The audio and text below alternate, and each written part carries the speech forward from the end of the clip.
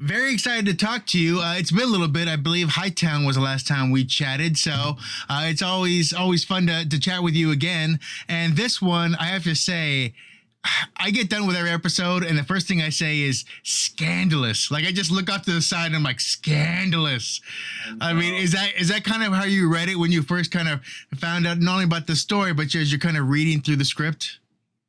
Yeah, no, it was very like, I mean, it's alarming. And there's a lot of aftermath as well. It's not just about what happens, it's about what happens after like it's really like as the series goes along, I think people are going to be, the first 3 episodes are dropping tomorrow. And I think people are going to have a, perception of what's happening, and then it's going to flip, completely on its head as people journey down the road. So I'm excited for people to watch the whole season. Yeah, and that's the kind of things that as you see a title like A Teacher, but then it just kind of snowballs into so much more going on as well. First of all, let's talk about your character. Let's talk about Logan. And first of all, I've never met a Logan who wasn't like a bro, like a college guy. I don't know what it is. Maybe it's just people in my life. I mean, have you met some Logans who haven't been like down for that kind of partyish atmosphere too? I feel like Logan is just a name that goes kind of synonymous with that. I could be wrong. No, I think you might be on the money. There's some Logans out there I know that'll watch this and be like, hey, wait a minute. Come on. How many Logans are out there going, I got to get back to my Pokemon collection? Like, I feel like it's more like I got to get back to football. I got to get back to partying. Like, I don't want to put anyone in the category, but I'm just saying. Yeah. You don't want to get any Logans upset out there. But yeah, Logan Davis is definitely down for the hang, and so is his brother. But yeah. So can you tell us a little bit about Logan himself? I mean, this is a guy who kind of knows what he wants in life in the sense of immediacy. Like immediately, I want that. I want this kind of thing. So, tell us a little bit about Logan. Yeah, Logan. I mean, he likes to play soccer and talk about girls and smoke weed and encourage his buddies to make like bad choices. I think there's he grows up a lot. You definitely will go on a journey of growth with him. But when we first meet him, he's just he's a little he's just kind of a mess trying to figure himself out. And eventually he gets there with his kind of character growth and all that. But at the outset, he's just, he's goofing around, man. And that seems to be the case that some people kind of have what they want in the drive, like the drive of what they want, and then the people who are just kind of like coasting along too. So, this relationship between the two main, how did you first see it when you read it? I mean, it was pretty startling and kind of in the initial scripts and trying to figure out, what's going on. How do you categorize this? You know what I mean? And I think that's kind of, the nature of the show. There's going to be a lot of questions, a lot of conversations. The dialogue will be extremely loud, I think, especially online, talking about, this kind of this predatory relationship and what's going on, and going through that journey, really kind of with Nick's character, Eric, like we're really kind of going on that journey through his kind of vision, I feel like. So my initial response is like, whoa, what is going on, how are we meant to feel about this? But I just think Hannah Fidel has such a masterful touch with everything that she does, but especially this series, she really is like, the journey is real, it's complex, and you're kind of on the edge of your seat, like, every episode, be like, how am I supposed to feel about this and what's happening? And I think that's a great part about art, the great part about narrative and TV and film and storytelling in general is, it can cause you to be very reflective. And I feel like that's kind of, this show is great entertainment, but it's also going to make people very reflective. And they're going to be thinking about it afterwards, be like, wait a minute, you know what I mean? How do I feel about this? What's going on, Which is good. I think it's right. Good. Well, the thing is, we've of course heard many stories, and every young guy's fantasy unfortunately has the older teacher thing coming along, and so every time one of those stories comes out, inevitably there'll be a guy around me who will look at the teacher and go, well. And so like there's a lot of those things going along too. So I definitely had that introspection as this was going along, wondering like, how do things escalate? Like, did you kind of wonder that as well? Like escalation, how do things go from 1 to 10? Absolutely. No, that's a really good point to bring up, because it's like all of these incremental things, and then all of a sudden it's like compound interest, it's like a couple of bucks, and all of a sudden, you've got there's all this stuff happening, and it can get like completely out of control, and it feels like it's happening overnight, but it didn't. It was all these little things. But going to what you're saying, like, that yeah, Logan's definitely like, the sizzle that just dropped the other day, like on the soccer field, Logan's like, whoa, who's that, bro? Like, and it's exactly what you're saying. It's that weird perception of that dynamic. It's like, oh, the hot older teacher. And like, again, this series will really explore the aftermath of such a simple thought that is misplaced, and see how that extrapolates, in someone's life, i.e., Eric. So it'll be interesting. Yeah, and like I said, I'm very interested to see, how this plays out, because I've only watched some of the episodes and I didn't want to watch the whole thing, because then I feel like I have the same weight as you, where I gotta like keep everything in and not say the wrong thing. So I kind of try to get myself a little buffer space in between. But I am wondering, I mean, just the episodes that I am in already, like how things are already kind of escalating, we're moving along too, and then not only that, but showing.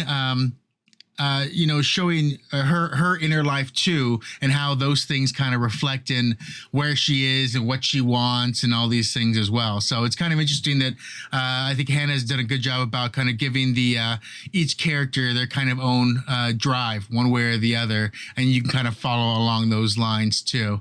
What was it about her direction you thought kind of gave you maybe the first insight as to where you were going? As a director, I think Hannah's work is like, the way that she works is it's very definite, very clear, and very collaborative.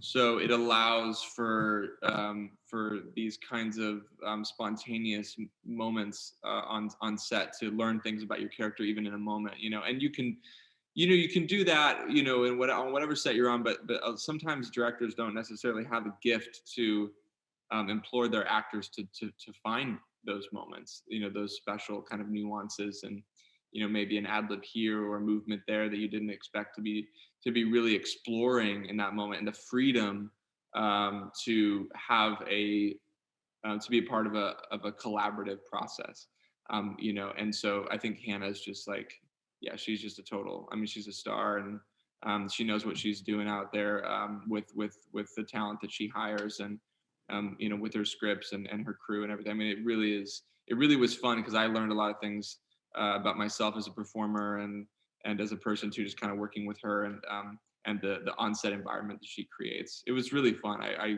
to be honest, I miss it. It was a really good time. Well, this is a little bit different locale than being up in a party city next, on the water as well. So that's where you were with Hightown. So now you kind of get a different world. What's it feel like being an actor and going back to school? Like, is it kind of a juxtaposed kind of thing where he's kind of like, this is fun, like this, I wish I had my schooling was like this. It just felt more boring at the time. Like, do you see it more ideally that maybe there's a lot of things I didn't know were going on during my schooling process?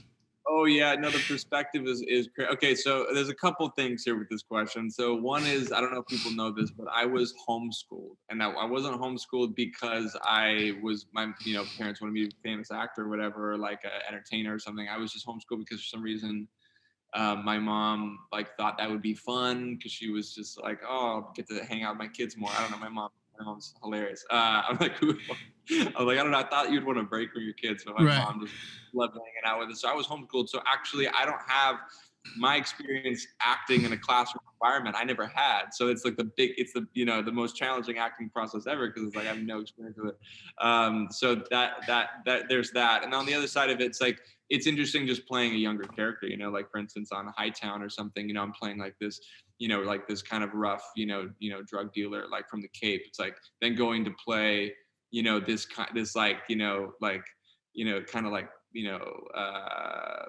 high school character that's trying to find himself, who's kind of got his head in the clouds and like whatever. Like it's very, they're so different, and to be playing younger again was kind of odd. Like it was, I was like, oh my gosh, I'm like 17 in this project. You know what I mean? Like I'm like, hey, I still have like the face that can that can do it. But It's range. You got to have that range. Yeah, you gotta have the range. No, but it was very fun.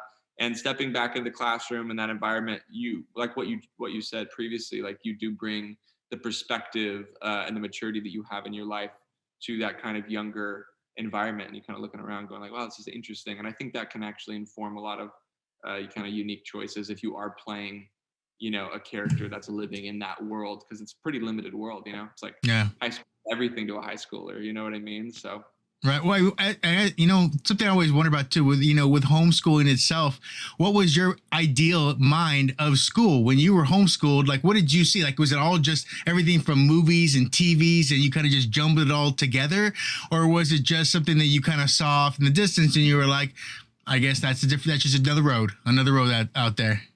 Yeah, absolutely. I mean, the way that you paint it, like I realized something down the road. I think when I was like 20, 21, I had this realization like, oh my, what I perceive about, high school and just school in general is like, I'm gathering just intel from TV and film and books and like what I hear, you know what I mean? So you're kind of piecing it together, because I literally never stepped foot in school. So you really are piecing it together, and through sources that who knows if it's even accurate. You know what I mean? It's I don't know. Yeah, my perspective I think is on school is unique for that reason, because I just I didn't have that experience at all. But I to be fair, like my sister ended up going to school. She was homeschooled, so she ended up going to school. She wanted that experience. You know what I mean? Yeah. I never did. I was always like, hey, I get my homework done in 3 hours, and then I can, write and make skits and,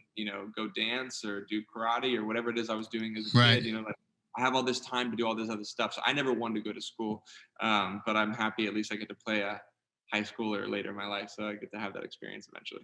Oh, that's cool. Well, you know what? At least we know you met a Logan, because you defined a Logan pretty well, I think, for sure. So, well, I'm very excited for people to watch this. And more importantly, I'm very excited for people to start the whisper train that goes along with all of this too. All the different questions and the things they want to start talking about, because this definitely is going to kind of bring that about too. I guess the last thing I want to ask is, if a friend asked you, how do you explain it to them what a teacher is without coloring it? That's the main thing, because we have so many different stories out there. How did you explain this story to a friend when they asked? Oh, man, I would say keep it simple. I'd say it's a story about a predatory relationship between a female teacher and a male student, and all of the aftermath that ensues in the process of realization and recovery and self-discovery. I think that's like the best way to put it. I mean, even then there's so much in that, but like you said, I mean, it gives the show allows for people to really like sit back and be reflective and think about it. So I'm excited to see what the world and especially the internet thinks when this drops, and how everyone starts that conversation. Well, very cool. Well, thank you very much for talking with us. We're very excited for everyone to see this. Since like I said, there's going to be a lot of whispers on this one for sure. And then maybe some shouting as well. I'm sure the internet will let us know sooner than later. So thank you very much. And I hope you are safe and you are healthy and well. You as well. I appreciate it. Always a pleasure.